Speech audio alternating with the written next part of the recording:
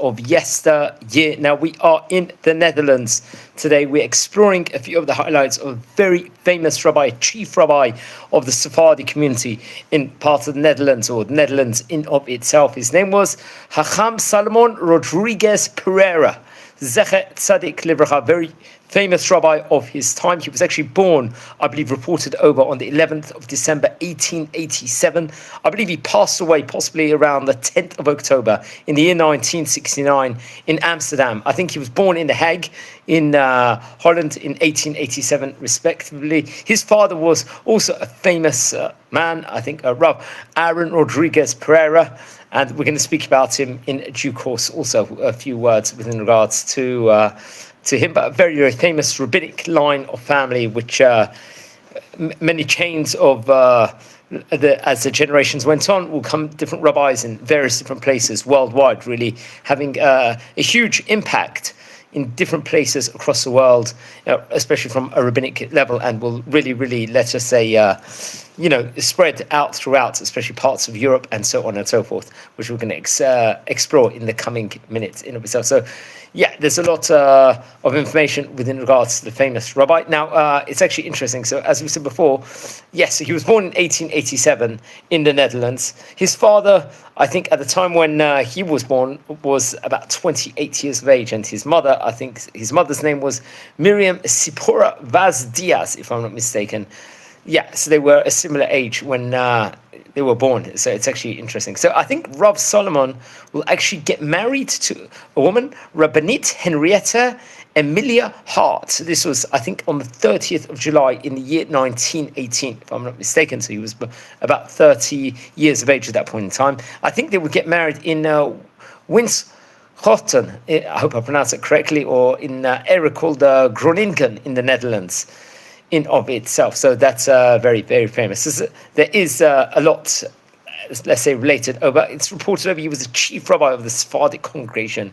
He was about 81 years of age when he passed away. He was, let's say, I think he would actually serve as a chaplain to the Dutch military forces in Britain during the Second World War. And he would also be serving as a chief rabbi of the Ashkenazi congregations in Amsterdam and in various other places, I think, also in the Hague. And we have to point out, within regards to the Netherlands, that many of the Sephardi rabbis would actually work in Ashkenazi communities representing, and vice versa also, which didn't really occur in other places across the world. That's something that we have to point out. But they very much, these two roles, major roles, would actually actually flow over, especially in the Netherlands. He was also noted, according to the Jewish Telegraph Agency, as a classicist, let's just say, obviously serving as a chaplain.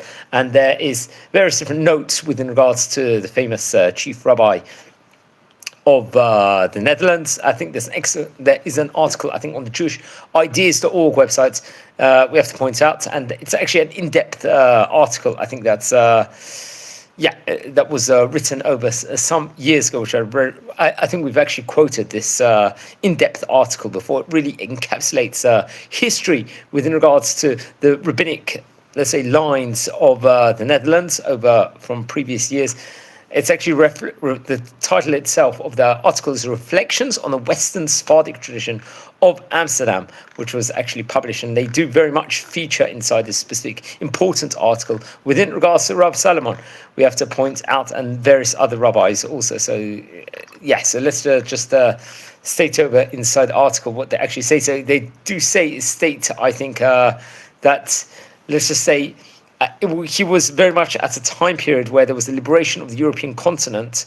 And I think his name was Major Dr. Salomon Rodrigues Pereira. So obviously, as we stated before, he was between 1887 to 1969. He was originally the Haham, let's just say the rabbi of the Hague, and returned to the Netherlands with the Royal Dutch Princess Irene Brigade as its chaplain at that point in time. I think after the war period, the trustees would actually appoint Rabbi Rodrigues Pereira as the Haham, the main rabbi over there. He would actually be also continuing at the same time as being the Haham, which is obviously extremely prestigious position, as a free man in the city of Hilversum at that point in time. And let's just say he would constantly go, especially during the holiday times, to Amsterdam, to the Netherlands, during the holidays to Amsterdam itself. And I think at the time period of his 40th anniversary as a Hacham of the Sephardic community in the Hague, and obviously his work during the Second World War in Amsterdam,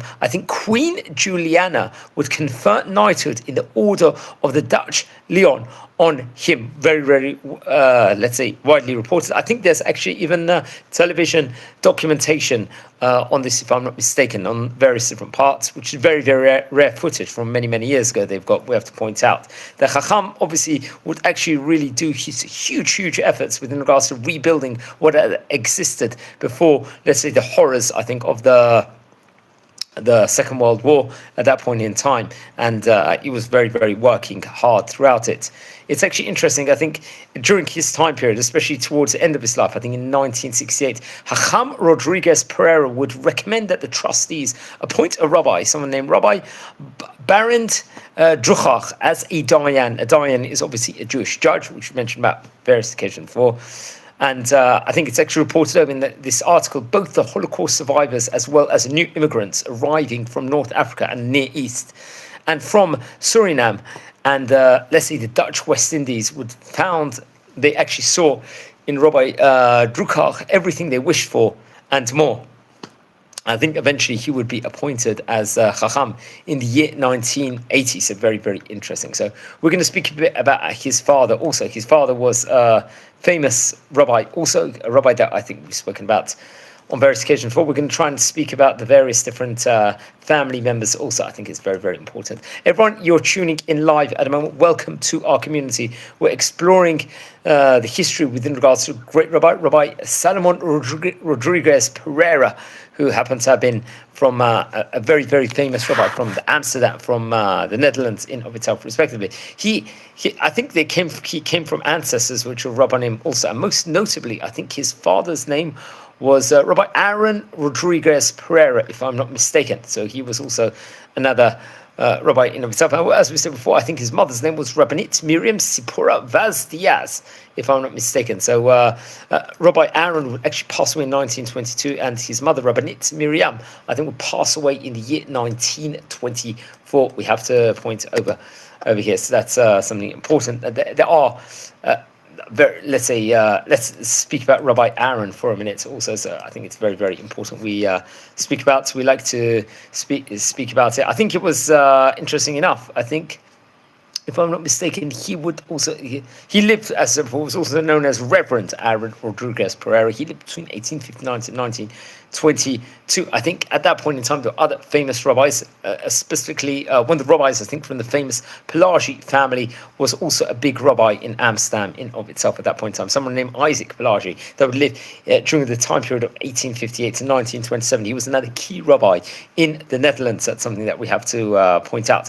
I think his father, Rev Aaron Rodrigues Pereira, was known, let's just say, as a rabbi, let's just say, with honesty, friendly personality, and had huge amounts of knowledge, and had a very, very much beloved personality, is reported over. So he would actually have an integral part of that point in time. And there were other famous rabbis at that point in time that would really, let's just say, take the premiership in the Netherlands in various different important positions at various points in time. So that's something that we very much have to point out over here within regards to the famous rabbi. So we're speaking about Rabbi Aaron Rodrigues over here just for a minute. He was a key rabbi in Amsterdam at that point in time. Let's explain. There's actually a list of senior ministers that were appointed, I think, by the Mahkamad of the Haham of Congregation Talmud Torah, the Portuguese Israeli community of Amsterdam in Netherlands, as traditionally, let's say, recited annually. They would actually recite this over preceding the Arvit, the evening prayer on the eve of Yom Kippur. Let's just go through the list of great rabbis, because Hacham Salomon Rodrigues Rodrigues Pereira is listed as a penultimate rabbi on this, let's say, illustrious list of famous Hahamim of the Netherlands. So who was the list itself? So the first one actually chronicled over, once again going back to JewishIdeas.org website, excellent one over there. Haham Joseph Pardo was between the years 1602 to 1619. I think this is the years they were actually in office. Haham David Pardo was between 1619 and 1657. Then it will be followed by Rav Saul Levi Mortera, another rabbi we've mentioned about before in the series. He was between 1616 to 1660. That's a very, very long, let's say 44 years. Then Rav Abraham Cohen de Herrera would be between 1602 to 1635. I'm not so sure. It seemingly like these dates would overlap. So maybe there was many of these rabbis would be working together possibly at the same time, or maybe roles were let's say rotated, but that will have to be confirmed. There was another famous rabbi of the name Rabbi Isaac Uziel, was between the years 1610 to 1622. Another famous rabbi, Rabbi Menashe ben Israel, who later on become very important rabbi also in the United Kingdom at that point in time, when at the time period Oliver Cromwell and trying to bring the Jews back to England. He was between 1622 to 1657. He would have an office role. Rabbi Isaac Aboab der Fonseca was between 1660 to 1693. Rabbi Jacob Sasportas, remember, he would become the chief rabbi of the United Kingdom, the Commonwealth, I think the first one since the Jews were allowed back in, between 1675 to 1698. Rabbi Salomon Jesurin de Oliveira, he was between 25 years between 1675 to 1700. Rabbi Salomon de Jacob A.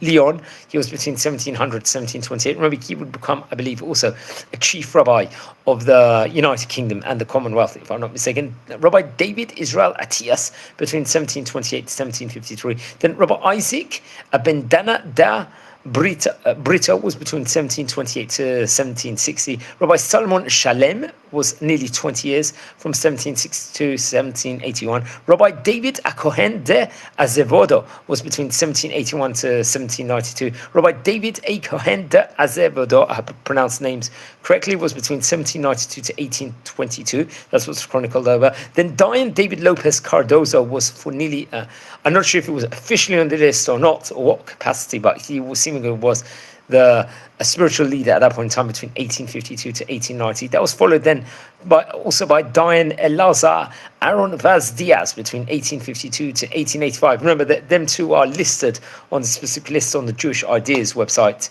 as Chachamim of the place. Then Rabbi Isaac Pelagi is also on this list between 1885 to 1927. Seemingly, Rabbi Aaron Rodrigues Pereira also was head rabbi at that point in time position. Then Rabbi Salomon Rodrigues Pereira was announced on this, let's say, this list of the Haham of the congregation, which was read out on the eve of Yom Kippur.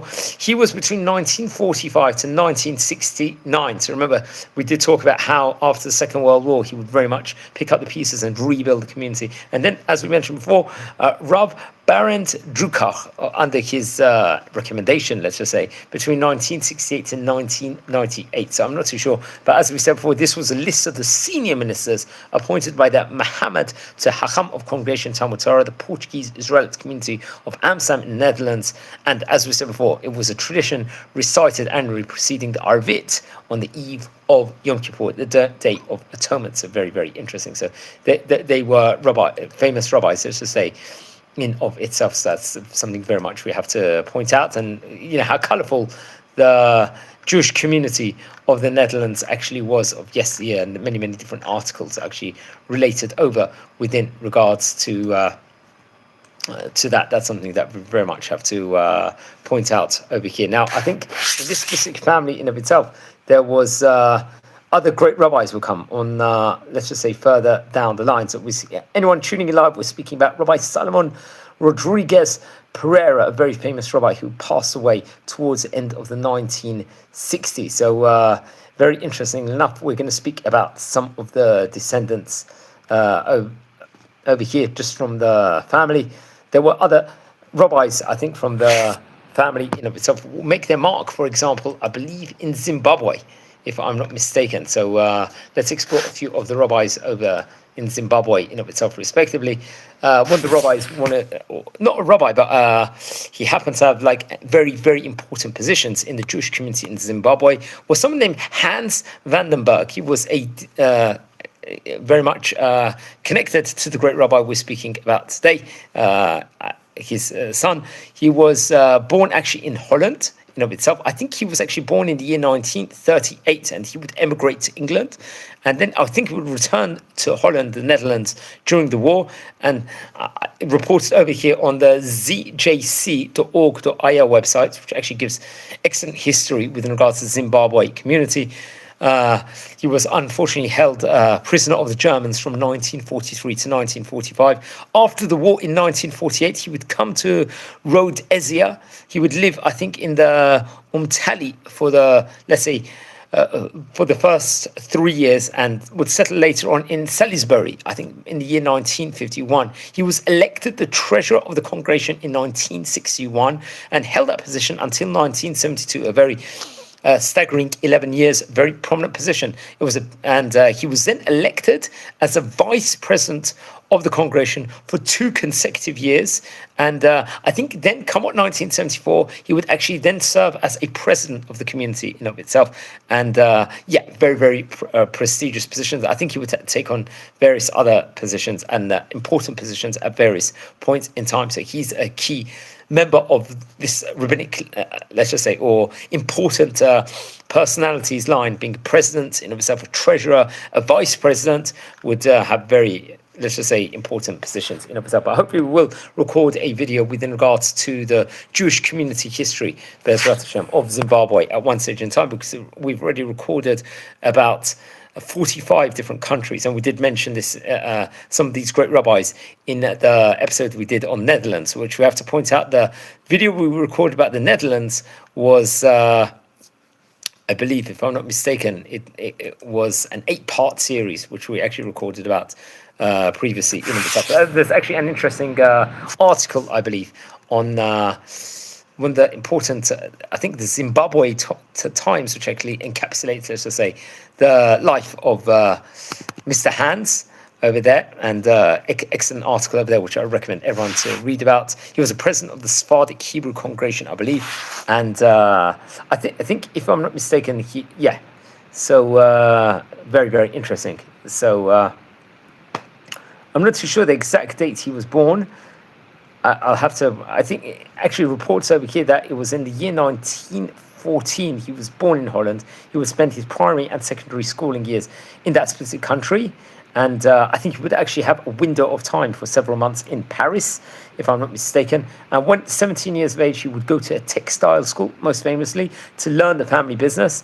And just reading over from the article, which was just stated over there. Very, very interesting. It was formative years, just to say, of education, and very, very interesting. And I think it was in a small town. The Jewish community was not, let's just say, where he was living was not so as well developed in of itself. And that point in time in Europe, it was a period, let's just say, of depression during the, let's say, the early years in himself. I think in 1935, young Hans, as the article actually states over there, did military training for the Dutch army. He was a second lieutenant also. I think reports over would earn $400 a year, if I'm not mistaken, which was seen as quite a significant sum of money at that point in time. And that was especially during the period of depression, and in 1936. And I think he would have,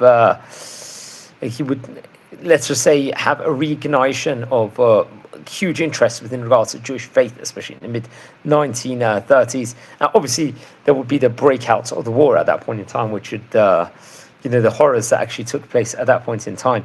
I think Mr. Hans's parents would actually move to England, and they would actually open a small factory over there. He would serve an apprenticeship in Belgium, if I'm not mistaken, and in France and Holland.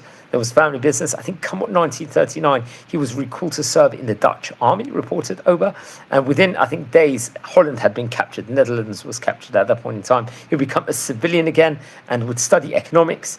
And I think, unfortunately, at that point in time, the Jewish students were being barred from the university in Holland. But his studies would give him, let's just say, excellent scientific training. And he would need to take on, let's say, and then, yeah, very, very interesting enough itself. And he would really be into the Jewish faith at that point in time. Unfortunately, he was made a prisoner of war in the camp. And he tried to, let's say, try to keep the religious practices going over there, if I'm not mistaken. Also, this is what the article actually states over. He would return to England after the war, where I think he would actually get married to the daughter of the chief rabbi of Amsterdam, if I'm not mistaken. So really marrying into a rabbinic family also. So very, very interesting enough. I think in 1948, that's when the whole family would move to Rhodesia to start up the business. And yeah, very, very interesting enough. I think it was a time period where business, let's just say, was there was robust competition in of itself, especially in 1953. And I think the company would eventually expand production and would go into various fields in of itself. And would at one stage, I'm not sure if that was a peak or not, at one stage in time would employ as many as 450 people. So that's something very, very interesting. So yeah, something that we have to point out. It actually does relate over this excellent article within regards to when his younger son was becoming bar mitzvah. I think, yeah, very, very interesting. And it's an excellent article in itself. I'll try and attach it also to the website link in of itself. And once again, we said he'd have very prominent positions in the congregation, being a vice president, a president, a treasurer. These were, let's just say, extremely important positions in of its own right, and really, let's say, leave his mark. Now, there was other famous, let's say, rabbinic personalities from the family also that we have to point out over here, friends. Anyone tuning in live, we're exploring a few of the highlights of a great rabbi, Rabbi Salomon Rodrigues Pereira, who was a famous rabbi in the Netherlands in his time. So very, very interesting. And we're just learning also about some of the famous descendants also. So another descendant, if I'm not mistaken, was another, I think, rabbi. That would be another personality, was someone of the name, if I'm not mistaken, yeah, there was Joe Vandenberg also. So let's just speak about him for a few minutes. I think he was 77 years of age when he passed away. He was a very prominent member. He was a president of the Zimbabwe Chamber of Industry. And yeah, he very, very important. I think he passed away in Holland. I think it was on 25th of April. He was about 77 years of age. He lived, I believe, for 50 years in Zimbabwe. He would serve as the chairman of the Harare Hebrew congregation over there. And I think for a very, very important 4 years. And I think he was also the president of the Harare Chamber of Industries, also for 4 years, if I'm not mistaken. In these two positions, he would follow in the tradition of this famous Vandenberg family of serving both the Jewish and wider communities of his whole, and especially as his father had done, various different important positions. You can see he was a pillar of the Zimbabwe community, just like his father was. We stated before that Mr. Hans had been the president and the treasurer of the Harare Sephardic congregation over there. Also, he also was, Mr. Hans, the president of the Chamber of Industries also. His mother, Miriam, had also been apparently reported over active in the Sephardi Ladies Guild, another prominent position over there.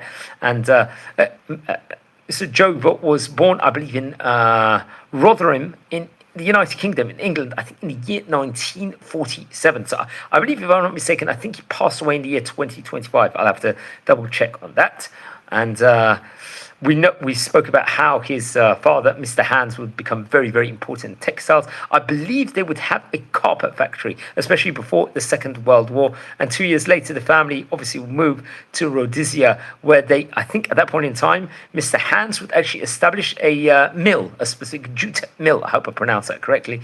And I think in 1953, the family had moved then to Salisbury, opened the Central African Weaving Mills, which became obviously the Nympha Mills in latter years. And Mr. Joe would actually spend 50 years living in Rhodesia, which then I think would become part of Zimbabwe and work in various different fields, including in the family business. He'd also work in jewelry and in pharmaceuticals, and he would eventually establish his own business, if I'm not mistaken. His mother's name, his wife's name was Mrs. Arena Costa.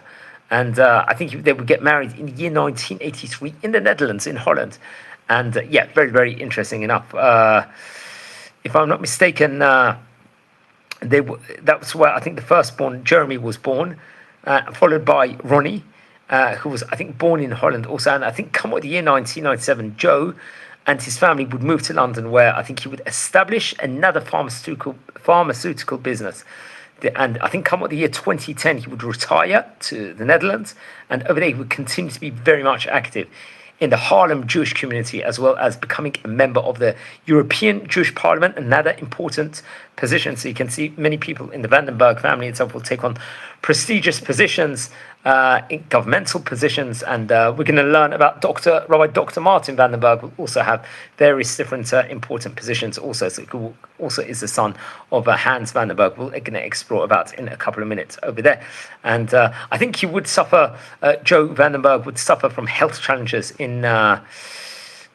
he would have to confront, it says over here in a specific article I'm just reading over, despite confronting health challenges in his first 2 years of life, Joe would lead a normal life, which, let's say, included taking interest, obviously, in theatre. He became a member of also the Salisbury Repertory Theatre and would feature in various theatre productions also. And interestingly enough, his talents would actually get recognized. He would actually win a TV talent contest. He was also known as a great raconteur and would enjoy, let's say, company of friends in of itself from various different backgrounds. So he was someone that really was very diverse and appreciated various different people from various backgrounds in himself. And this would stay with him through all different moves to different countries. So that's how he was able to navigate and move from place to place.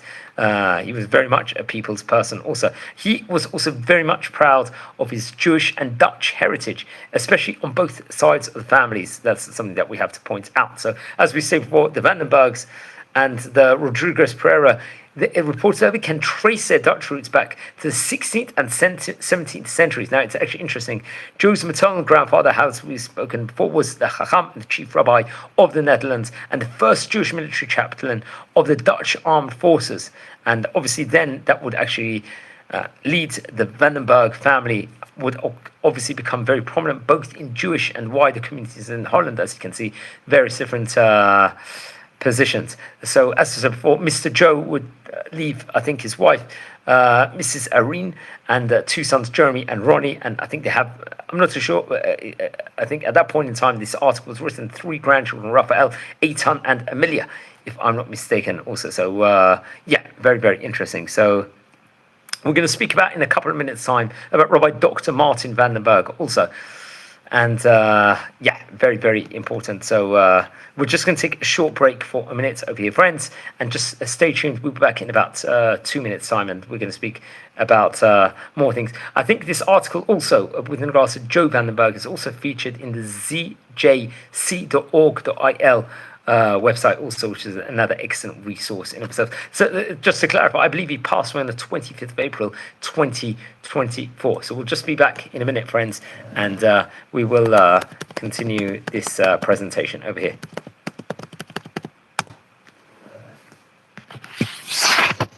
Okay, we'll just be back in 2 minutes' time, so we'll take a short break.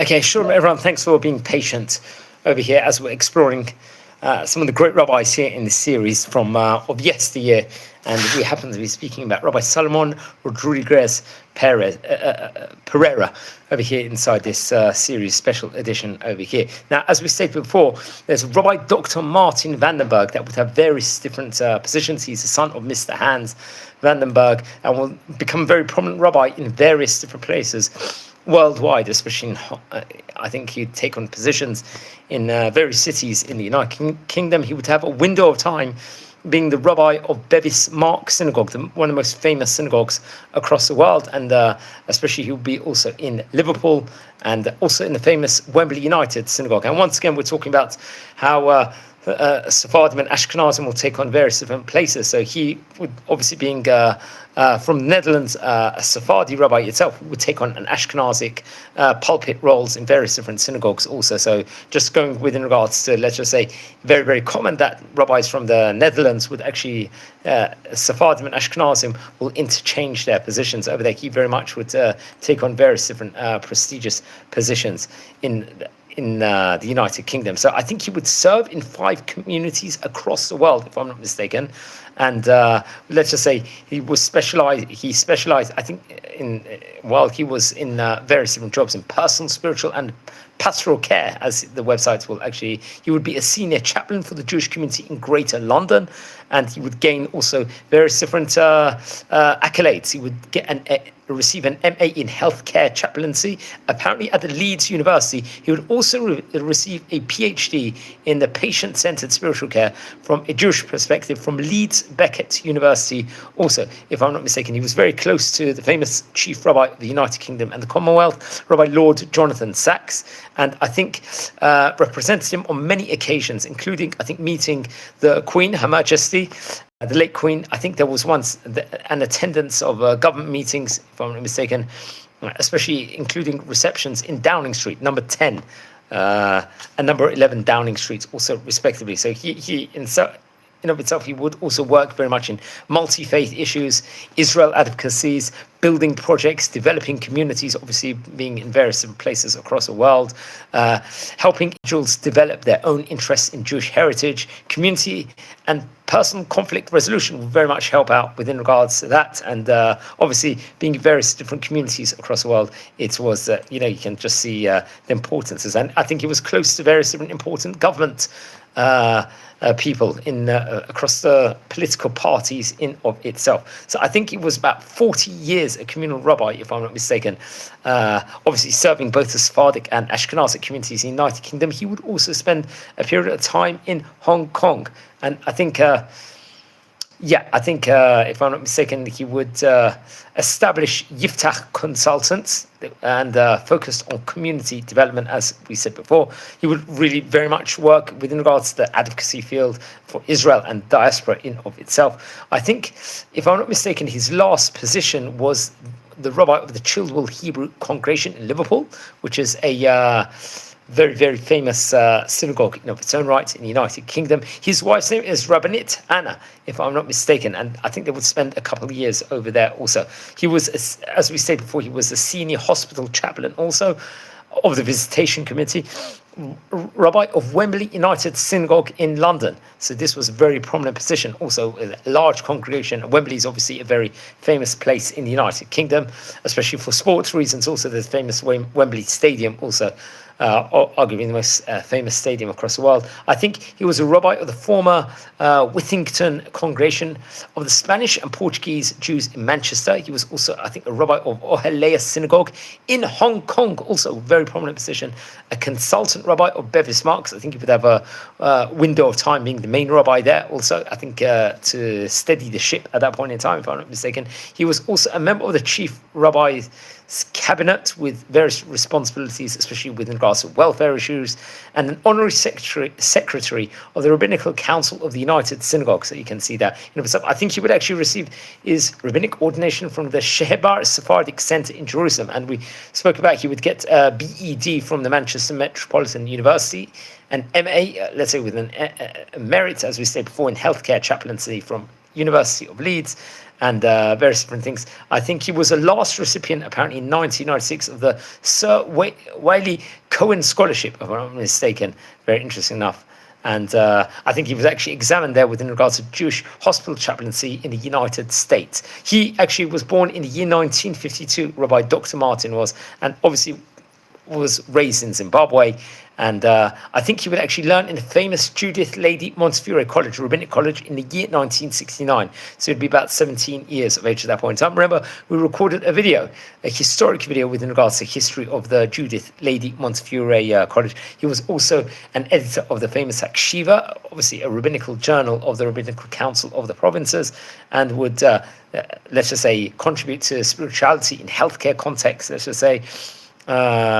Yeah, very, very interesting. I think his wife's name is Rabbinit Anna Leon.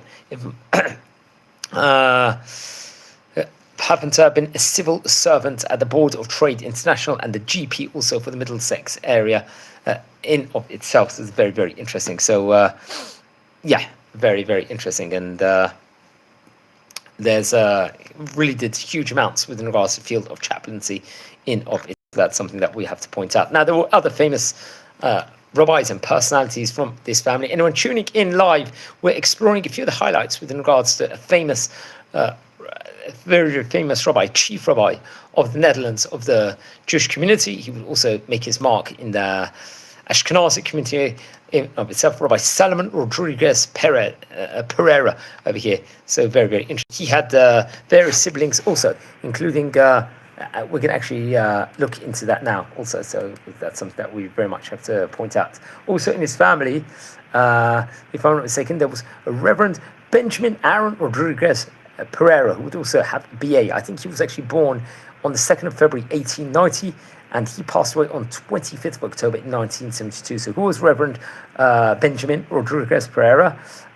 He would actually get married to Serena Sarah Levy, if I'm not mistaken. And yes, obviously, naturally, Reverend Benjamin was the son of Rabbi Aaron Rodrigues Pereira, who we spoke about before. I think he served as chief rabbi of Sephardi congregation in Hague and Dayan of the Amsterdam congregation. We have to point out also. He was also a famous Chazan, Reverend Benjamin was, and would study under Reverend S.J. Rocco, if I'm not mistaken. He would actually graduate from the University of Manchester with BA honours once again. So you can see many of these great rabbis from the Netherlands would have a broad education also within regards to the secular field in the universities. Also, I think he would receive his BA in the Honours School of Oriental Studies. He would actually he would serve as a Chazan also, Reverend Benjamin would, in the Spanish and Portuguese synagogue, I think in Cheetham Hill in Manchester, if I'm not mistaken. This would, obviously, I think this was between the years 1917 to 1929, come what December 1929. Reverend Rodrigues Pereira, I think along with other famous Reverend David Abraham Jesuin Cardozo, were jointly appointed Chazanim and ministers of the Montefiore Synagogue in Ramsgate in Kent, where I think he would serve until the year 1967. So you can see his family itself was very famous. He would actually, I think, pass away in Prestwich in Manchester. He would co-author with another famous, the Reverend Joseph Pereira Mendoza, the history of the Manchester congregation of Spanish and Portuguese Jews between the years 1873 to 1923, concentrating on 50 years in of itself.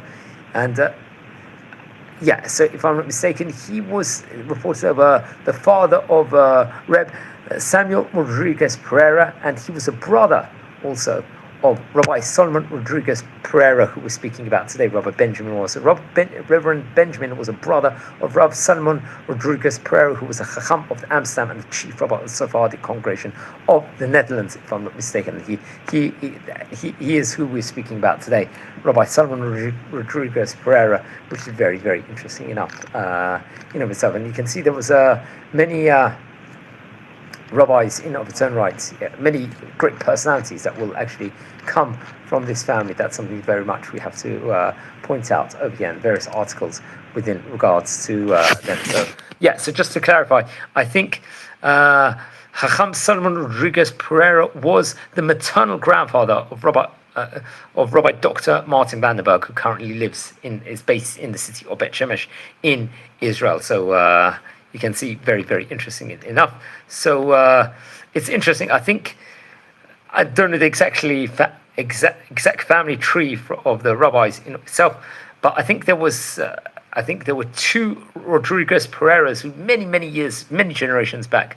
There were two brothers, if I'm not mistaken, two Rodrigues Pereira brothers who had escaped from Portugal to Holland, especially with their wealth at that point in time, and very, very interesting. And I think there was a financing of famous yeshiva called the Menashe Israel Yeshiva that would actually come from them. There's actually also, we have to point out, there's a famous, I think, a philanthropist that was from the Netherlands that will actually, with his great philanthropy, I think at the end of the 2nd century, would open the Bet Yaakov Pereira, which would have many of the top rabbis across the world would actually study there in Jerusalem. Now, I'm not too sure if this is connected to the same family or in which fashion it is. That if anyone will have more information, I really appreciate it itself. But you can see the Pereira family in of its own right would really make their mark in Jewish history, especially when it came to let's just say great Torah scholarship in of its own right. So very interesting. So very interesting. So it will be great to hear more within regards to that. So we're speaking about Rabbi Salomon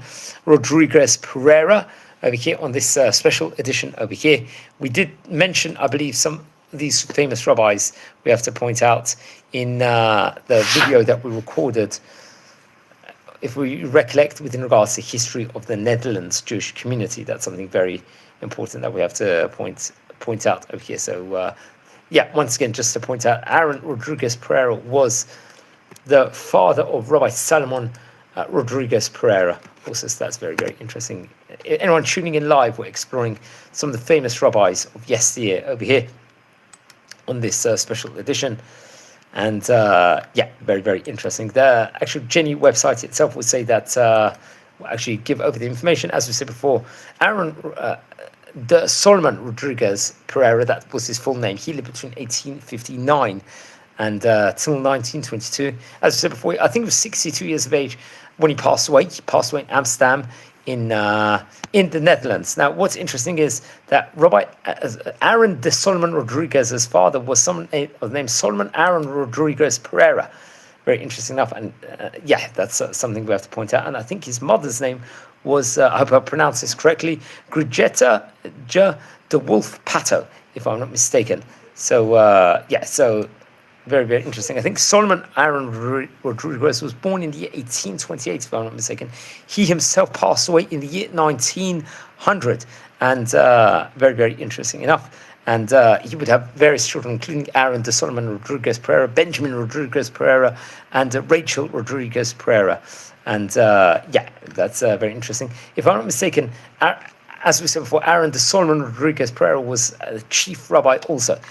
Just to clarify within regards to the community. So that's very important also to point out. I'm actually on the Jenny website at the moment. So they do state over some information. So I think you would actually study, if I'm not mistaken, in the famous Portuguese Israel Seminary of Etz Chaim, if I'm not mistaken. And there were other famous rabbis there, Rav Vaz Dios, Rabbi Lopez Cardozo, Rabbi Benedetti, if I'm not mistaken, Rabbi Delaville, if I'm not mistaken. And I think there was other famous rabbis educating there. There was Chief Rabbi Van Leon, if I'm not mistaken. And I think when he would get prominent positions and would succeed. I believe, if I'm not mistaken, it was his father-in-law, Rabbi Vaz Diaz. As I said before, he married into a rabbinic family. He would teach in the seminary, in the rabbinical seminary, if I'm not mistaken. I would take on various different, he would obviously be a chief rabbi, a teacher also, and was associated also with various organizations, I think especially youth organizations over there. We have to point out foundations, and he passed away in the year 1922, if I'm not mistaken. So that's very interesting. So just to point out over there, we've got some more information within regards to this famous, important rabbi who was born in the year 1859. So that's interestingly enough. So we'll try and find out a bit within regards to his father. As we mentioned before, his father was Salomon Aaron Rodrigues Pereira. So he was, as we stated before, he was born actually in Amsterdam, also part of the government of Amsterdam, North Holland, in the year 1828, to be precise, I believe on August the 22nd. He passed away on April the 8th in 1900. Interesting enough. So actually there is some information once again on the Jenny website within regards to him. And he was born in Amsterdam, if I'm not mistaken, and would take on various different positions at different points in time. I think it was in 1859. He was about 31 years of age when Rabbi Salomon Rodrigues Pereira was born. Obviously, there was Reverend Benjamin Rodrigues Pereira, who mentioned before, who was born in the year 1862, if I'm not mistaken, and he did pass away. He was 71 years of age when he passed away, if I'm not mistaken, right at the start of the 20th century. He had passed away, so that's something that we have to point out also. So, that's very, very interesting. So, anyone tuning in live, we're exploring the history of famous rabbi from the Netherlands, Rabbi Salomon Rodrigues Pereira, and we're speaking about various of the family members important family members in themselves. You can see what important positions they had also. So what's interesting is that Salomon Aaron Rodrigues Pereira, I think his father's name was Aaron Jacob Rodrigues Pereira, and his mother's name was Rebecca Nathan Groen, if I'm not mistaken. So we actually, once again, on the Jenny website, we can actually see more information. He himself, Aaron Jacob Rodrigues Pereira, would live between the years 1781 to 1871, so about 90 years of age, if I'm not mistaken, and also would have a very important career, if I'm not mistaken. So he would have he would have many children also, if I'm not mistaken. And so he was the son of Jacob de Abraham Rodrigues Pereira. His mother's name was Branca Abraham Curido, if I'm not mistaken. So actually, it's interesting. Robert Jacob de Abraham Rodrigues Pereira had lived between 1743 to 1813, which is very, very interesting enough. He was also born in Amsterdam, passed away in Amsterdam. Also, he was 69 years of age, reported over. And there's actually more information on him over here. So I'm just reading this live as we go about. Excellent information that's given over on the Jenny website once again.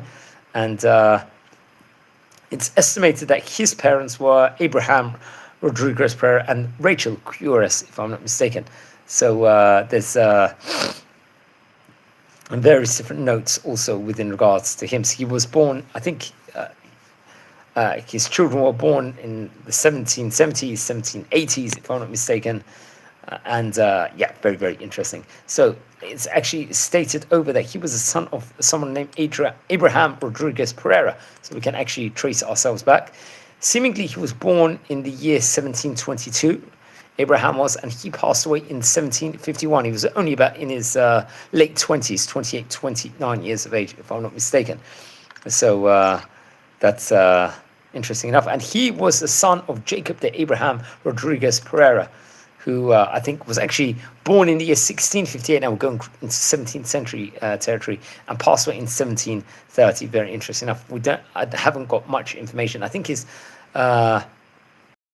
wife's name was Esther Barzilai, if I'm not mistaken, from the Barzilai family in of itself. And actually, there is some information actually stated over within regards to them. And I think obviously it was Portuguese Jewish families that were in Amsterdam. They had business ties, I think this family did, with the government. I'm not sure of this family itself, but many of them did. And there were especially several wealthy Sephardic families, talking about in the late 1600s, very early 1700s, moved from Amsterdam to the Hague. I think it was around the year 1675, but settled in the vicinity in Binnenhof, if I'm not mistaken.